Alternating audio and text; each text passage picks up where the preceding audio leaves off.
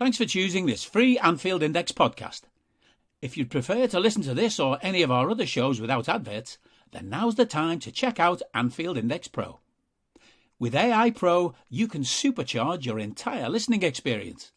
You'll not only get all of our podcasts without the ads, but you'll have them far faster with our quick publish feature available exclusively for subscribers. AI Pro also puts you in the heart of our sound studio, with an option to listen to many of our shows live and interact with the podcasters in real time as the shows are recording. Upgrading couldn't be easier. AI Pro is available on all popular podcast platforms, and we have our own apps for Apple and Android. Just head on over to AnfieldIndexPro.com and get started today. Hello, everybody, and welcome to a special end-of-season podcast with the Liverbirds. We also have a great new addition to our cast for this special post-Champions League pod. So, listeners, I hope you'll give a very warm welcome to our new contributor, Kim, who's joining us from the Netherlands. So we like to cover the globe as far as we can here. So, welcome aboard, Kim. Would you like to just give our listeners 30 seconds in terms of how you came to follow the mighty Reds? Yes, my name is Kim, and I've actually been a Liverpool supporter since I was about 8 or 9 years old. And I don't know why or how, but the team in Reds, starting with the L, they just had to win. And that's how it all started for me.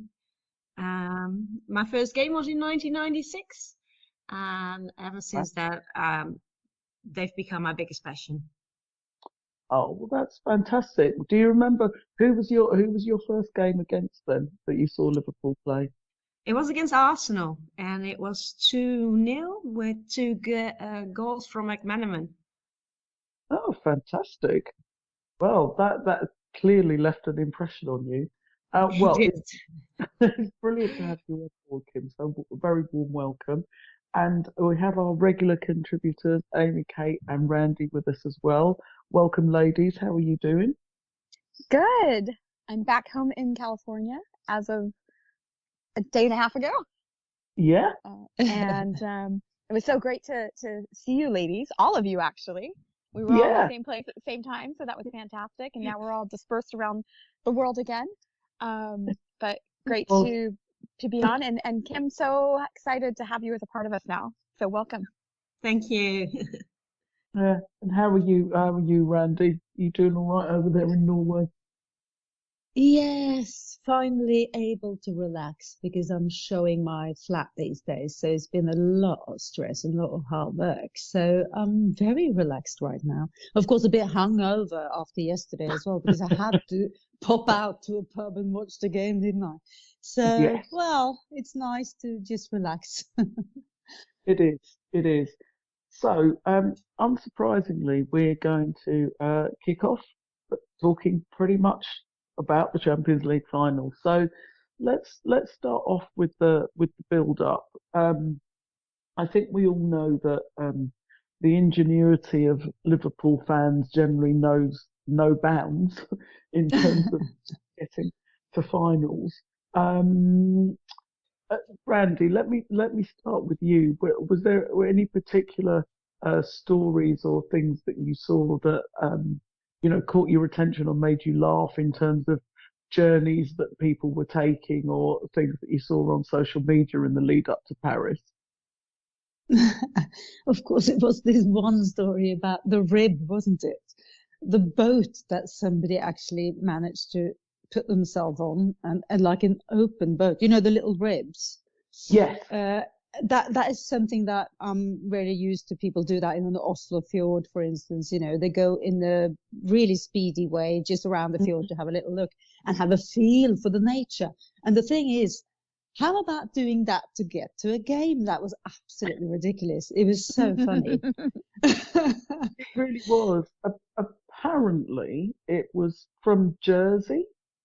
I think took it from Jersey. I'm not quite sure where they went to. Did they go to St. Malo or they went anyway? I don't know. I don't know exactly where they landed in France. But it's very funny though. It was. I did actually say to a friend of mine, I said, you shouldn't let Priti Patel see them. She'll start deporting them to Rwanda. She's been really immigrant. But anyway, that's a conversation for another day. But by the way, can I just ask you, Gay, how did you get to the lovely France? Because you're there, aren't you? Yeah, I am. I'm from France as we speak. So I'm in the very pretty town of Chantilly, or Chantilly. I'm not sure how you pronounce it, so I'm giving you two versions. Just landed from Paris this afternoon. Thought I'd get away from the madness for a couple of days before I went home. So I actually had quite a civilized and simple journey. So I took the Eurostar to Lille on Thursday. I decided to make a little bit of a holiday of it. So I had a night in Lille. Then I took the TGV straight into Paris on the Friday. So it's just about an hour. Met my friends there, and then Friday we were out and about until about, well, some of us went home around about 1 a.m. Some of the rest of the group stayed out. And then yesterday, we, we'll talk about the game and everything, but we ended up getting back about 5 a.m. this morning, back to the hotel. It was a long day, is what I would say. I guess. But my journey to France was actually very civilized. What about you, Amy Kate? What sort of caught your attention? Because we had people doing planes, trains, automobiles, all kinds of stuff. Yeah, well, that was one of them and I think that was definitely the one that I noticed that, really was surprising. But for me, it was seeing people that I know just in the last few years now, especially after COVID and, people getting to know people over the years as fans.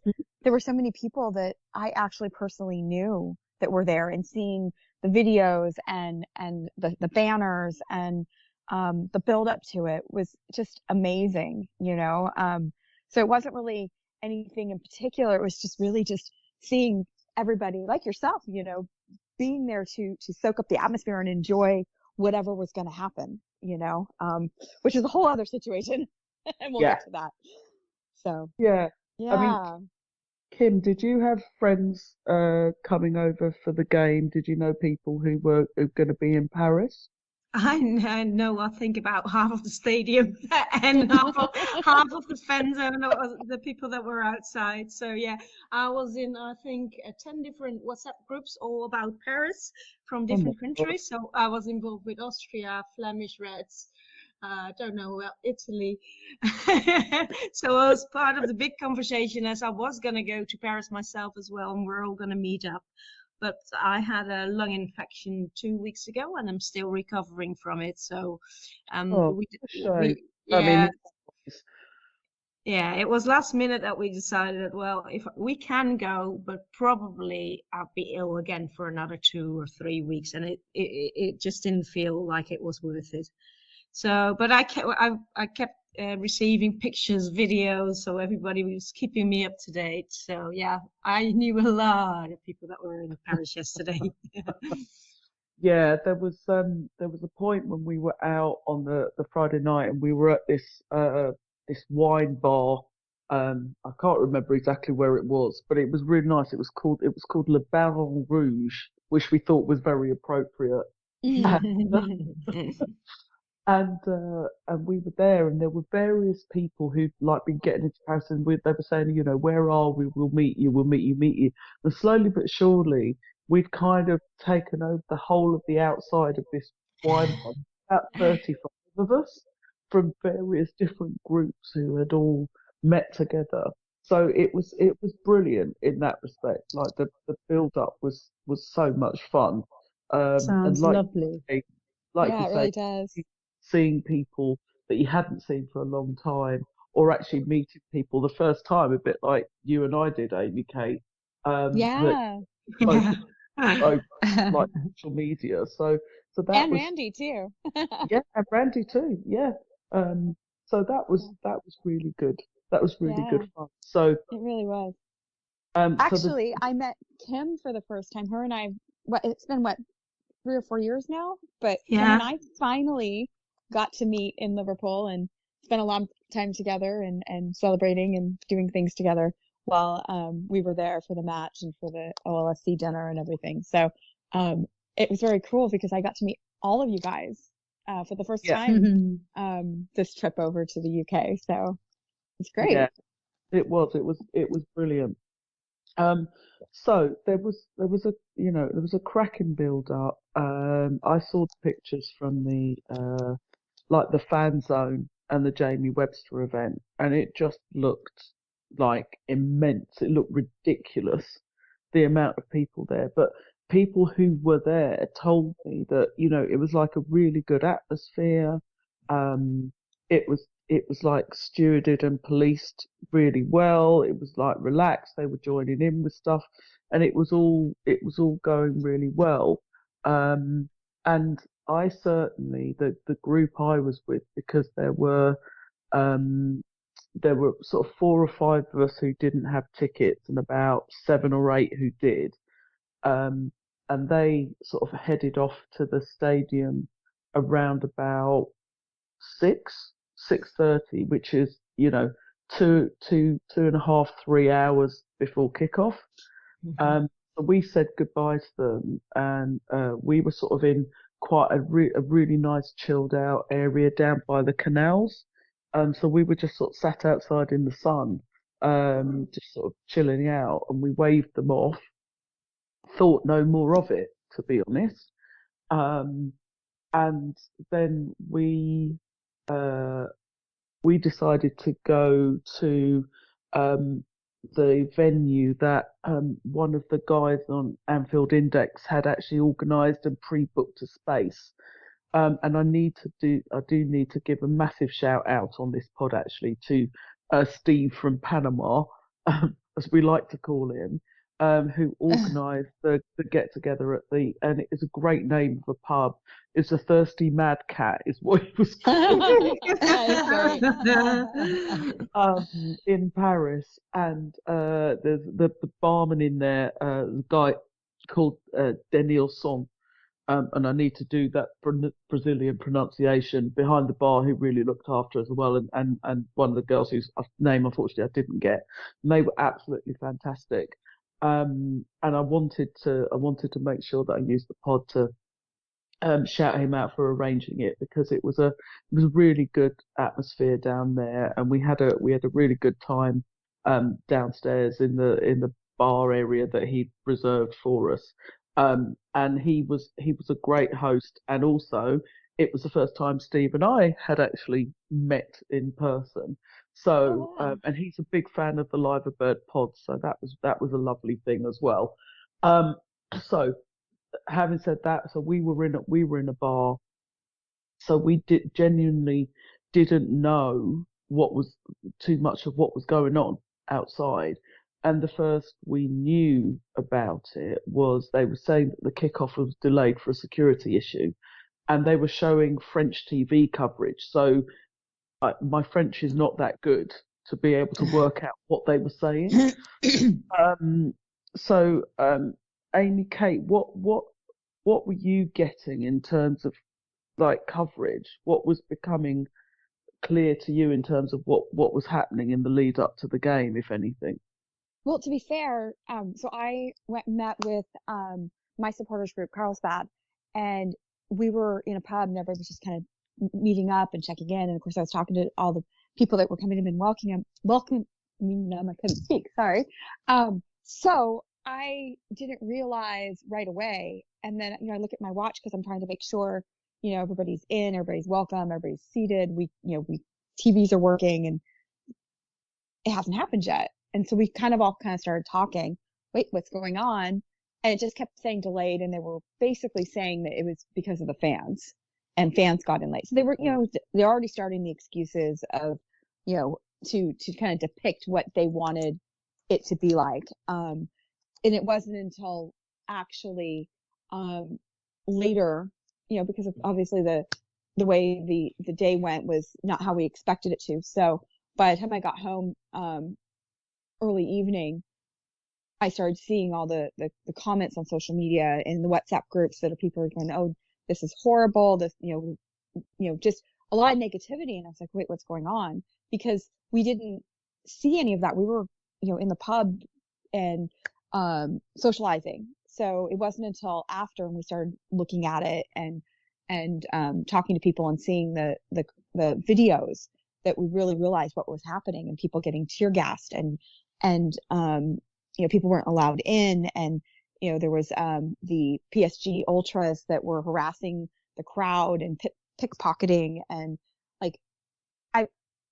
it's just shocking. One of my really close friends was there, and she's messaging me. She goes, I've never been so scared in my life. But I didn't see the messages because I turned off my notifications during the game. So I didn't see it till afterwards. And, she had flown from San Diego home to Poland and then off to Paris. And she was at Kiev. She was in Madrid. She does this all the time. She goes, I've never felt so unsafe and so scared in my life. She goes, she was tear gassed in line. She was in the metro when they were trying to leave and they had pepper sprayed people. I've seen so many horrible videos of, people jumping over the fences and trying to get away from the police and the harassment that they saw. I'm just shocked. I don't even, I wasn't there, so it's not fair for me to judge, but from what I saw, I mean, it was, nobody should feel unsafe at a football game. Nobody should feel unsafe, enjoying something that's supposed to be the biggest night of our lives. And the atmosphere just was horrible because of it. And it's heartbreaking. But the club is already put notice out that they're doing investigations. They want to hear from the fans. So if you've been there and you have video, the club wants to see it and they want to hear it because they want to know what happened to you guys, and they want to support you, and they're saying that they're there to do that. So that's a positive thing, that this is not going to be swept under the rug by Liverpool Football Club anyway. No, and that's a really sort of important part of it. Kim, you sort of said you were obviously in like multiple different message groups. Mm-hmm. What was starting to come through to you then? Well, at first, the Dutch media were quick to blame Liverpool fans for turning up late. But in those groups, I had people that were outside for 2.5 hours waiting, not getting in. I got messages from families with kids that have been tear gassed. I got other messages that people never even made it into the stadium. They didn't even see any of it with £550 tickets. So we heard a lot of stories from the queue that didn't match up with what we heard on the media. But luckily, later on, they changed their opinions on the Dutch media. So they actually said it was the French police, it was the organization, the Liverpool fans weren't to blame, which I'm really happy with, that they actually said that out loud on television, because they had also seen different footages and had seen the queues, and a lot of media were actually involved in the queues as well, and were eyewitnesses. Some of them were pepper sprayed themselves. So it's terrible stories from that side, and I watched the game, but felt like it didn't feel like a Champions League final anymore because of everything that was going on, and friends waiting outside, not getting into the stadium, 5-year-old kids getting pepper sprayed, all of that. It's just, and the Dutch media have tried to contact me today. But because we didn't have any news from Liverpool yet on what we could say or not, I said I wouldn't do it. Yeah. We have the official statement now, what we can say and what we can't say, so that's good. But I building up, and the afternoon was amazing, but the last few hours before the game were just horrendous. But also from people leaving the fan zone have told me that they had to run for the police there as well. So, and I started hearing a bit yeah. about that. I don't know what it was all about, but they said about 6 o'clock or something. I've seen one person on one of our groups who sort of said about 6 o'clock they started. I don't know if they charged it, if they were using pepper spray, or they started anyway something in the fan zone, which seemed completely again unnecessary on the basis it had been a great atmosphere all day. So I don't know. Yeah. So I had friends there who said the same. They were just leaving the fan zone and they were attacked by police and had to run because everybody was just getting pepper sprayed out of nowhere.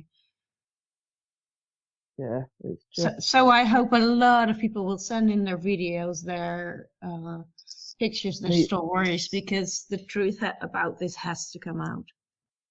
It does. Absolutely.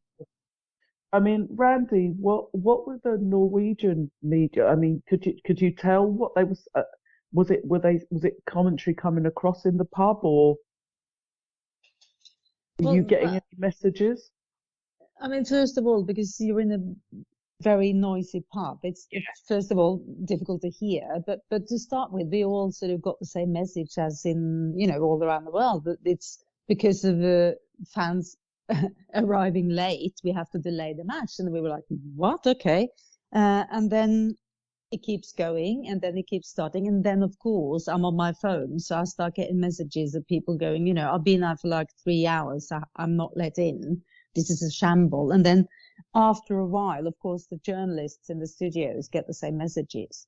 So they actually changed quite quickly a sort of running message that went through the screen when the match started as well to say that, well, there's something else going on. So we're going to keep you updated, because I think so many people were so shocked.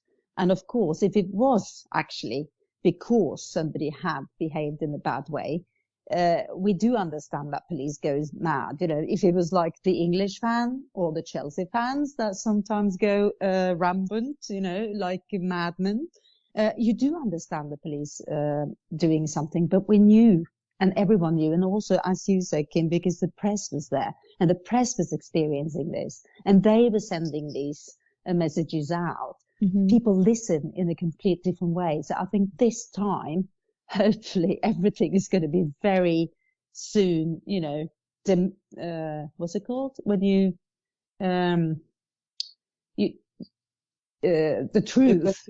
It's the truth can be exposed. Yeah, exactly. So it's going to come to the surface so straight away, I think, and which is so good. And I think it actually helped that, and I'm really sorry to say this, but it helped that the press experienced it as well, because now we got them talking, and you can't say that never happened. So it's interesting. I just felt that the match was, when we were in it, of course you are in the match, but I think like halfway through second half, we all started to think, like you said, Amy, it's like, this is not really a Champions League final anymore. It's just a bit sad. And especially after all that lovely build-up, all the pictures and the videos from the fan zone, and, it was so nice. And it could have been such a lovely day for everyone. No matter if we won or not, that doesn't matter. But this is just so sad. It is. It's really sad. It kind of, it ruined it for so many people. And I mean, I personally have been, told from the people who went. So, again, to your point, Kim, there are people saying like one of my friends, Andy, I think this is like his, I don't know, 6th, 7th European Cup final. He says it's the worst experience he's ever had going to a European final. My friend Bob, he got pepper sprayed or gassed like 3 times during the period of attempting to get into the stadium, and he'd he'd left before because he was meeting somebody who had his ticket. So he'd left before 6 where we were. And so he was at the stadium by 7, which was 2 hours before kickoff.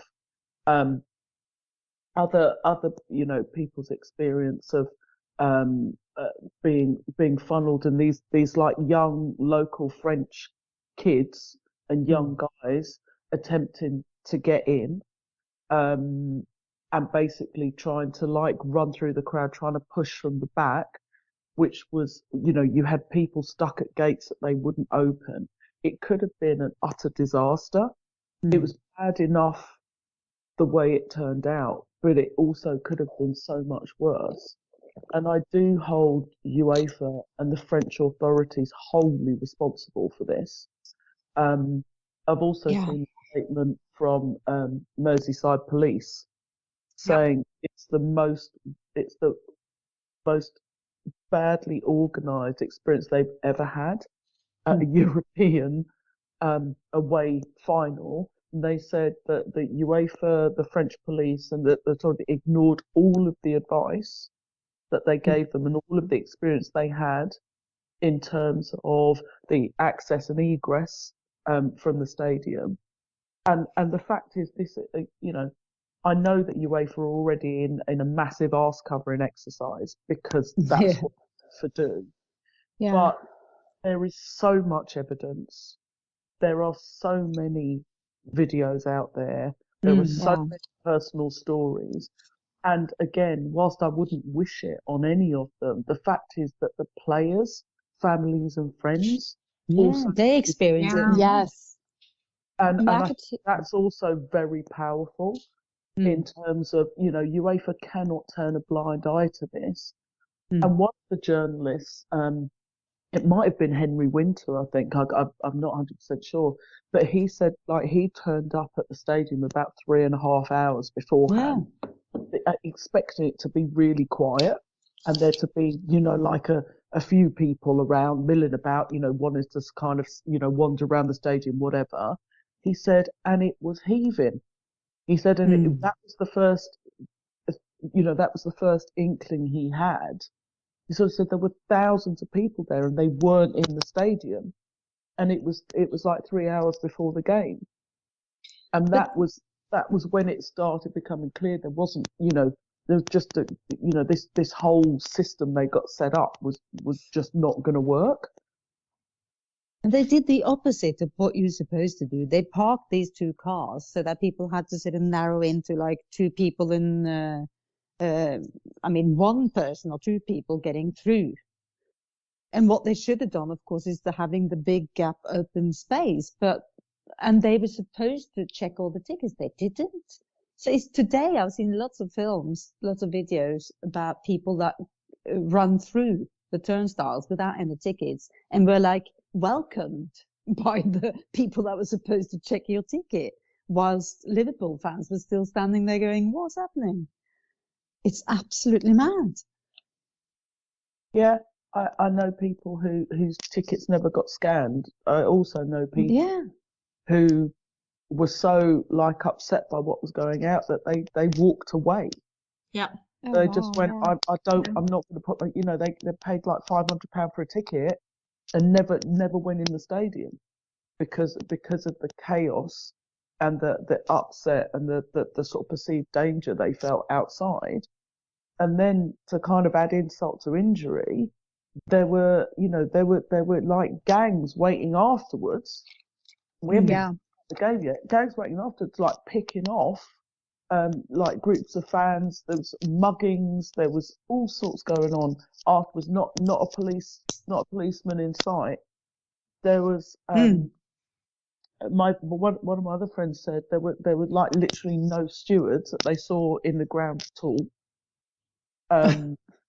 It was an absolute farce, to be honest. And afterwards, all the police car came after the match to stand in the Liverpool end, but not in the Madrid end. What is that? Yeah. Why is that? It's a different form of profiling, isn't it? Yeah, this is not a very good advert for, or commercial for football or UEFA at all. I don't want to. You don't want to go, do you?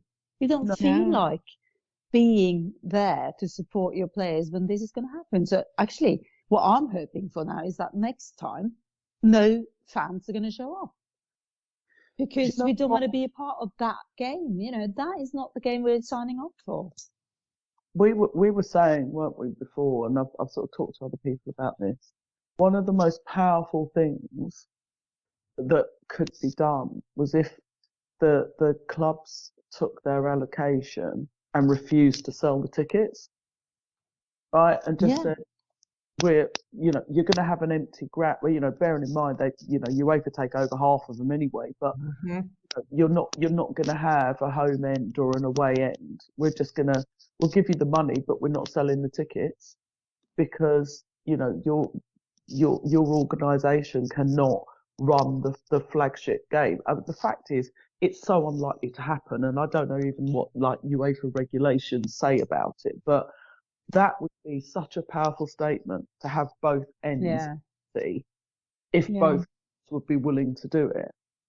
Anyway, we don't know, but certainly I don't know kind of what messages you were all getting back, but I had friends of mine, when they did eventually get into the stadium, just sort of said the game just felt incidental. They've been so traumatized by the thing. Actually, the game became meaningless. Yeah, of course they wanted Liverpool. That's so sad. But it was just like it was just that the whole thing was spoiled for them. Yeah, I didn't hear on the television what I expected as far as atmosphere. It just, like, Liverpool fans sing. I didn't really hear that. I mean, it was, and I felt like when we were all watching, I don't know which one of you guys said that it didn't feel like a normal, proper Champions League, and it didn't. I mean, nobody really wanted to, everything just felt off. Like, the whole thing just felt off. And we weren't even aware of what was happening. We kind of, when we found out that it was a delay because of fans, we realized it was a delay and everything. And then I started kind of seeing a little bit of the text messages, because I really wasn't paying too much attention to it. You could just kind of see people were just like, what's going on? Something's not right. And the tension was there, and I can't even imagine what it must have been like physically there. But, after seeing, I saw a tweet from Jason McAteer. Apparently, his son was attacked, and his wife was mugged.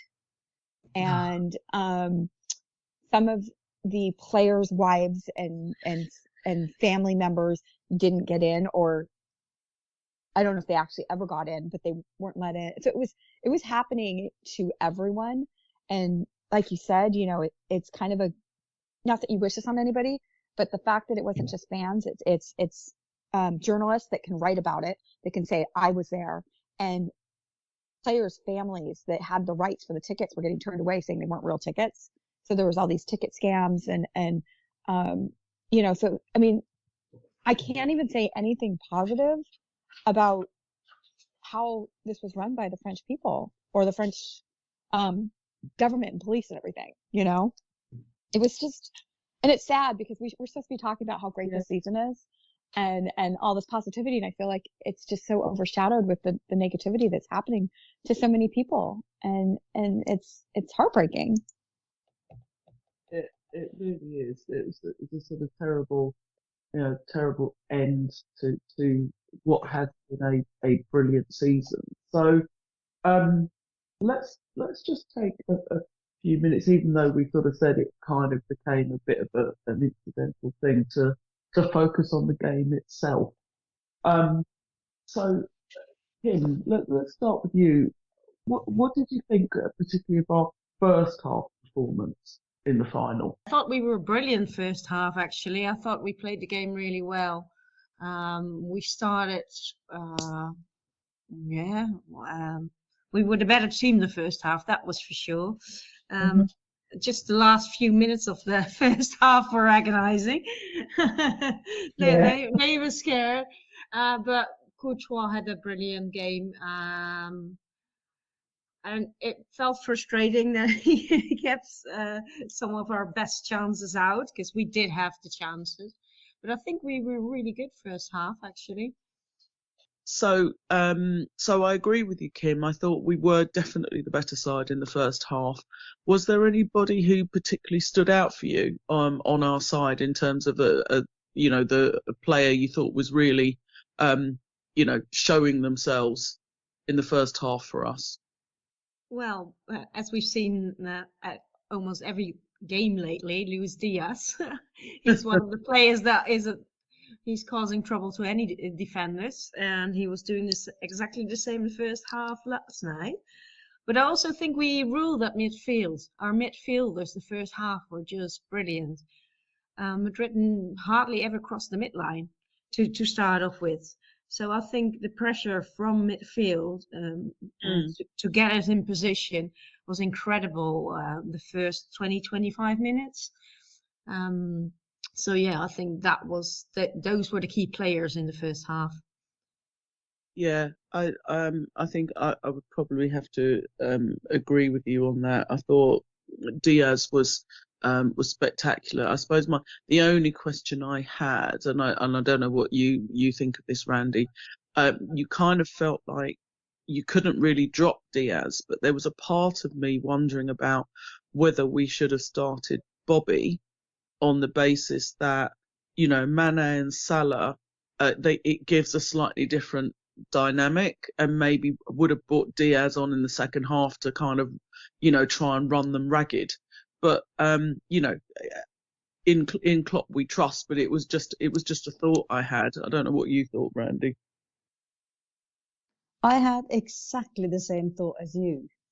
I was wanting for Bobby to start because we know all that he does. That is more than the offensive goal-threatened action and dribbling, like Diaz does so well, by the way. But I was really wishing for Bobby to start, and then you could bring in Diaz to make mayhem, when they were a bit tired. Because let's face it, they're quite old, some of these guys on the other team.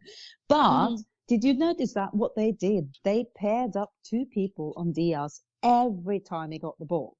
So that means he was double-checked every time. And he couldn't really move as freely as he does. And that is very interesting because normally that has happened on the other side. Normally there has been two guys on Salah all the time. But this time Salah was a bit freer.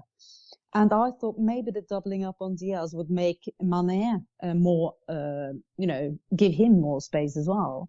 But by some strange reason, we had the biggest chances and the best. I mean, it felt like they let us have the ball. So they let us play. And we felt that, wow, we can do this. We really got control of this game.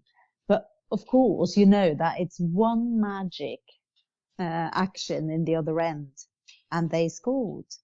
The first one was ruled off, of course, but that was like 2 centimeters. So we were lucky with that one. And the other one, of course, it happens. They've let us play and let us believe that we got this. And we haven't. And I'm so sad that we didn't put away one of the chances that Mane had, Salah had, Diaz had, because we had them, as you said. But we couldn't. Yeah. But, I mean, Amy Kate, let me use a boxing term here. So do we think we fell for the Real Madrid rope-a-dope then? I like that.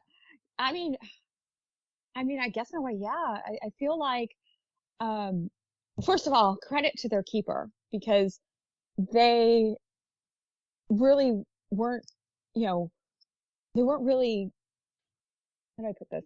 I felt like, we had all the chances and Salah was going for it and you could see we were trying to get there, but some of the saves that he had, that I don't know if another keeper would have been able to save. Allison, of course. No, I'm being biased, but you know what I mean? It was like, yeah, he had a great game and we had, quite a few opportunities that just didn't pan out. And if those opportunities would have, and we would have scored, it would have been a different game. I didn't feel that, and maybe I'm wrong, and it's just perspective because like there's, you're looking at things. I didn't feel like Mane was as present. And I'm wondering if that has anything to do with all the rumors that are flying around right now. I don't know. And I don't want to speculate because that's not fair. But, I really saw Salah going for it. But he had the best chance though. Yeah, that's true. He had that one that he saved and went into the post, and that was like, that's any true. other keeper that would have been in. Yeah, it bounced off. I was like, I forgot about that. You're right. But yeah, okay, I sit corrected. But no, I was just going to say we all jumped up in the pub.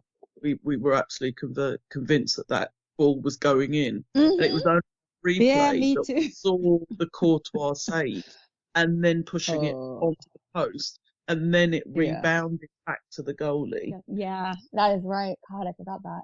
It's just everything was such a whirlwind yesterday that until you said that, I'm like, oh, of course. But I just I felt, I don't know, I was just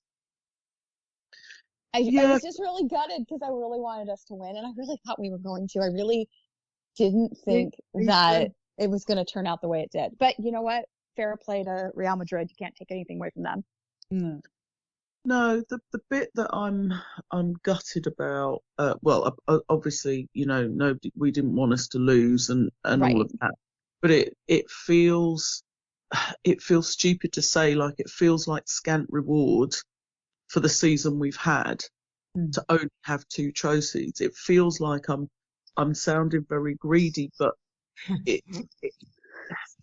it feels like we deserved more for the effort that we put in. But football isn't fair, and we played very hard, but we weren't clinical enough. And Real Madrid were, and they had 1 shot on target, and they scored 1 goal. Yeah, and that's all that they needed. That's all that needed to happen. Yeah. And it's just sometimes that's how football is. But put it in. I'm an optimist. I'm glass half full. So we had 4 opportunities to win trophies, and we won 2 of them. We became runners up, in the other 2.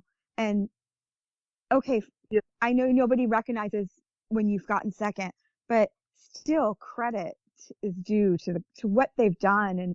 And I don't want to be negative about, we should have. They were phenomenal. It just didn't work out. And I'm so proud of this team, and I can't wait to see what they do next year, because I know that we have it in us. We've got, one of the best teams, if not the best team out there. So, I just want to kind of congratulate them, even though it didn't go the way that we all wanted it to. We all wanted the quadruple, of course, but, I'm sad, but I'm also, okay with it. I'm not, devastated, because we should still be proud of what this team has done, and they should be proud, and they shouldn't be, they should hold their head up high and be like, you know what, we did good enough. We did. Yeah. They have nothing to be sad about, or they should just be proud, and we need to acknowledge that too as fans, instead of going, oh, we lost. Yeah, okay, we lost, but look what they've accomplished. Look at the positives. And I do think this is a phenomenal team that and I know it's not just Jurgen Klopp, but that Klopp and his staff and have built. It is an absolutely phenomenal team, and we are privileged to watch them play for football club. So, we came, we saw, we didn't conquer. We've come home.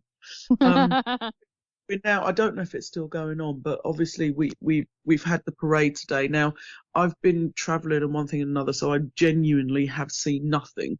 So let us try and build. If you go to LFC TV.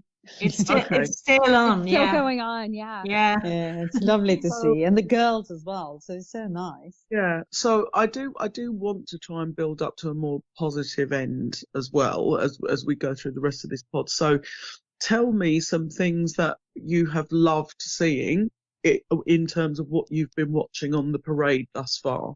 Tell somebody who hasn't seen any of it anyway. What have you been really loving? Everybody's smiling.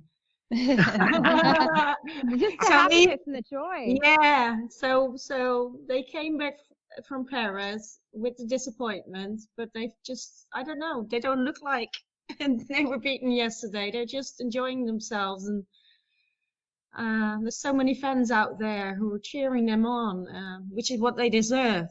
So I think it's a brilliant way to end the season for absolutely everybody, and it's amazing to see that they are doing it this way. Yeah. Oh, well, that's nice. It's a beautiful thing to see how happy they're having a good time. And looking back when we won Champions League in 2019, I mean, it's they have that same vibe. Enjoying themselves. Mm-hmm. And the other really special thing is the women are on there and they're having the time of their lives, and they're being recognized, and they're, and they're all, people are all out there to see them too, so they've made it one team, the women and the men together as one team. And that's what I really, really love seeing, is that this celebration is for both teams that have accomplished so much this season. So, that's really great to see. And it's so nice to see that right now I'm looking at, is her name Sam Kerr or something? The blonde one. No, not Missy Beaukearns, or Missy Beaukearns. Yeah, that's the one. And right now they're zooming in on her, and she's having a beer and she's dancing and really being really, really happy. And yesterday I saw this, or this morning I saw this photo of her in the front of the Boss Night in Paris. Hmm. The boss, the fan park. Yeah. And she was there, like, going really mad about sharing on the boys. And now she's on a bus. I think it's just next to the boys or whatever, because they're throwing things to each other. And, it's so nice. It's just so, so cool. And this is like in a Klopp way, just what he is, isn't it? Because, like, when they lost the first Champions League final, everyone was sort of assuming, okay, let's all go to our rooms and cry now. And what he did, of course, was having a party. He was assembling them all, talked to them and said, have a good time, because let's see what you have accomplished, and let's look forward to next time, because we're going to make it, aren't we? So he brings this energy. So having a parade now is just like exactly his way of thinking about it. Let's celebrate our season. It's been so many good things, not just, look at that one loss or whatever. So it's so good to see. So now they can separate, they can go, to each other's teams or go away to their homeland or whatever, and have this feeling with them. And I'm sure that is going to bring so much energy into meeting up again and going for it again, because of course they have to do. So it's so nice to see. I think that one of the things I was saying last night was I believe that the hurt and the disappointment they felt from last night will fuel them into next season. I genuinely do believe that, after 2018 in Kyiv, we came back in 2019 and we won it. Right. After 2022, coming so close to the Premier League title and the Champions League, I do believe they will go balls to the wall next season to win it. And look, Jurgen's already told us, hasn't he? Book your hotels. Yes, he did. I think that's possibly one of the best things he could have said. Yeah. That song is so good. Final. It's just like, where is it next season, Istanbul? Book your hotels. Yeah. Now that's leadership. That is confidence, and that is putting belief back in the squad. If they had lost any of it, about what they can achieve together. Yeah. So I think that will be amazing. If they do get there, I already know I can't go because one of my very good friends has chosen that date to get married next year, Oh, Can I just say they're not what a a very good friend stupid if they date. chose that date? No, I'm teasing. I'm teasing. To her, right? She said to me, "I'm thinking of this date or that date. Have you got anything in the diary?" And I look, and genuinely, I obviously had forgotten about like a Winter World Cup and what I'm thinking. Yeah. It occurred to me a Champions League final will be on the 10th of June, Mhm. right? Yeah. Oh, right. So it Yeah. is actually that late. Yeah. The week Yeah. The league finishes on May Wow. 28th next year. Super Sunday is May 28th. Really? So I just went, yeah, no, I'm sure. And then I thought, well, she's looking at 2 dates, so she'll probably pick the later one because the weather's likely to be. No, she's got Yeah. the 10th of June, and I can't step away now. So Yeah. I said to her because she then like realised, and she came back. She went, "Oh my God," and I went, "Do you know what? I committed to you. I said to you, Oh, that's no, nice. but You're a good just you know, friend. if we're in the final, you may miss me for an hour or so." Yeah. You might be somewhat not present in your head, at least. But anyway, so, but you know what? If that's the price I have to pay, that we get back to Istanbul and we win number 7, I'll Yeah. take that. So, I mean, Yeah. I feel incredibly privileged. You know, this is, we haven't won all of them, but this is my 5th European Cup final I've travelled to, Wow. and Wow. I've been in the stadium for 3 of them, and I've been outside the stadium for 2 of them. So I can't really complain, to be honest. No, you shouldn't. Yeah. So that's brilliant. I don't want to finish on a negative note, right? Because we have had a season of all seasons, frankly. We've all sort of we've caught that, there's allegedly comments by Mane, there's allegedly stuff he may or may not be wanting to go to Real Madrid, Bayern Oh. Munich. Please, Real not Real Madrid. I know, right? and I don't know, any facts, so I don't really want to speculate. I think we all know that over the next 2 seasons this squad will have to evolve again. If you look at the overall age of the front, classic front three of Salah, Mane, Firmino, so we all assume, well, I think most of us assumed that one of those 3 would go in the next 2 years. I don't know that any of us necessarily thought it might be Mane. I think a lot of people thought potentially it was Salah that might go. But anyway, we will see. We will see what we will see. But I have to say, in Luis Diaz coming through, we've signed Carvalho. We've got other things. I think the future is really bright.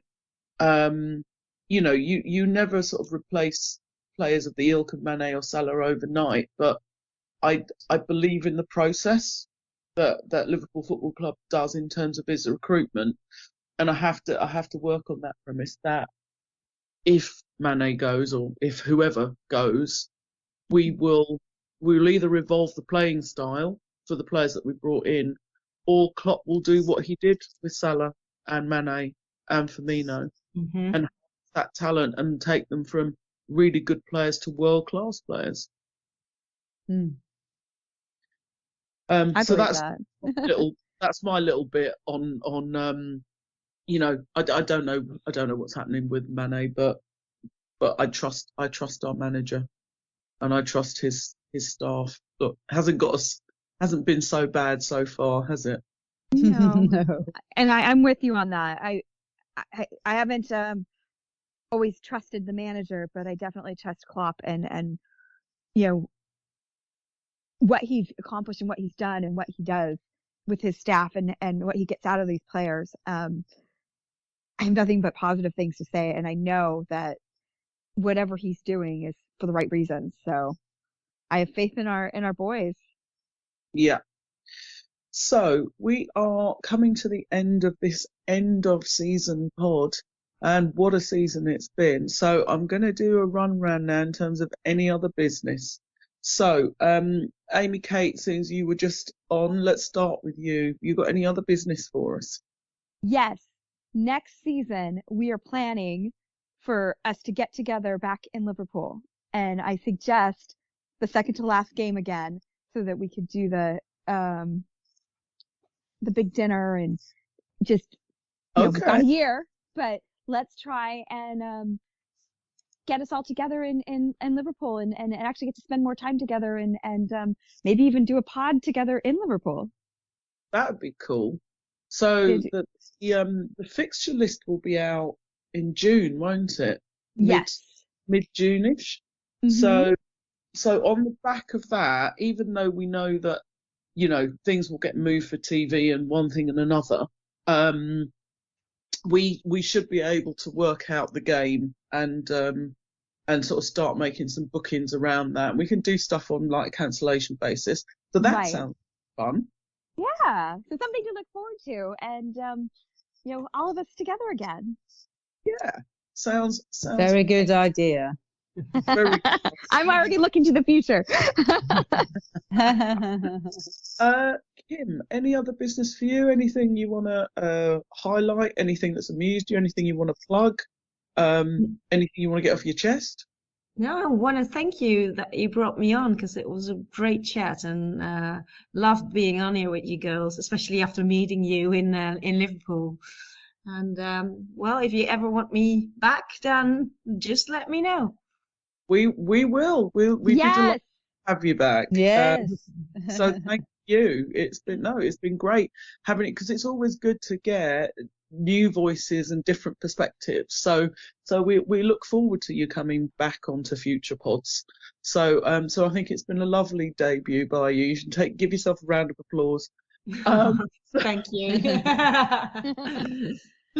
Randi, what about you?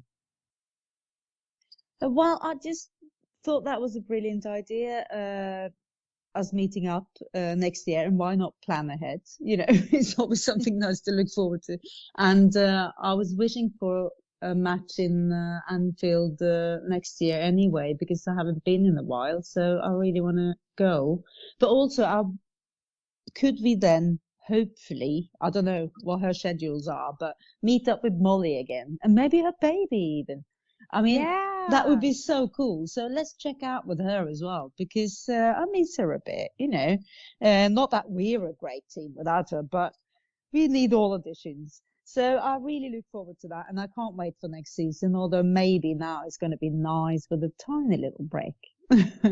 Yeah, no, I think we all need a little bit of downtime now. It has been intense. Absolutely. It absolutely has. The last couple of months. Our hearts need to recover. It has been yes. And our wallets, frankly. Oh, as well. Yeah, definitely. So that's definitely, we definitely need a little bit of a summer break, the same as the players. But it will be an interesting season because we will have a Winter World Cup. So we will be breaking in mid-November and then starting up again at Christmas. So that'll be interesting to see how all of that plays out next season as well. My only other little bit of any other business was that I did want to actually give a shout out to the Anfield Index crew, because they did organise a couple of things whilst we were out in Paris, and I obviously mentioned Steve earlier, but they did have a get-together on the Friday night for a number of like the contributors and just general, subscribers and all the rest of it, and it was really lovely to meet some of the other people. I hadn't seen Gags probably for 3 years, so I got to see him. I got to see Cam. I got to meet a few other people, AJ and various other people. So what I would say is to the guys, they sort of started this. Yes, we've got our own podcast and stuff, but a big shout out to the Anfield Index people. I met Simon Brundish, met various other people there. So it was lovely to be able to put faces to names. So more of that hopefully in the coming seasons as the world starts to get back to some sort of normality. So keep up the good work, guys and girls. And with that, we're going to draw a line under this season. It has been amazing. Liverpool, like I said, we got a 50% hit rate on our finals or the competitions we were in. Not sure you in normal circumstances we would quibble with that. So, let's celebrate what we did. Let's celebrate the fact that we were just a point off winning the Premier League, and we were a goal off potentially winning the Champions League. So, and next season we go again. So thank you, Amy, Kate. Thank you, Kim, for joining. Thank you, Randy, as always. It's been a brilliant season, and we look forward to more next year. Thank you, everybody, for listening. We really appreciate it. Hopefully you're enjoying what we're doing, and we will talk to you again very soon. Take care. We hope you enjoyed listening to this Anfield Index show. Please be sure to subscribe to our channel so future podcasts find their way to your device automatically. There's nothing quite like fan engagement, and we'd love to know what you think of anything discussed on this show. The best way to get in touch is over on our free Discord community, where both podcasters and listeners debate the hottest LFC topics 24/7. Sign up free now at anfieldindex.com/Discord. You won't regret it. You can also follow us on Twitter at Anfield Index and find us on Facebook by searching for Anfield Index. Oh, and before you go, we'd love it if you could leave us a 5-star review on your favourite podcast app.